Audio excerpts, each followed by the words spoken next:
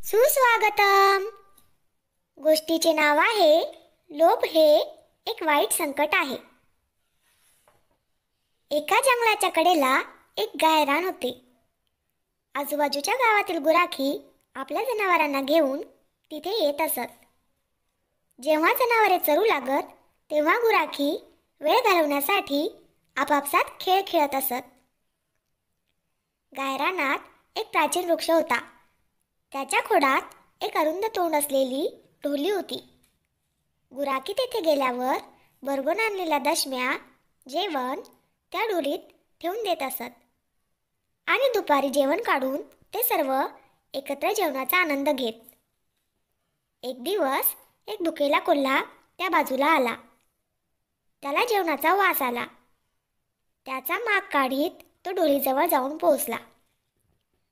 भुकेमुळे त्याचे पोट कपाटीला गेले होते, म्हणून तो सहजपणे ढोलीत घुसला.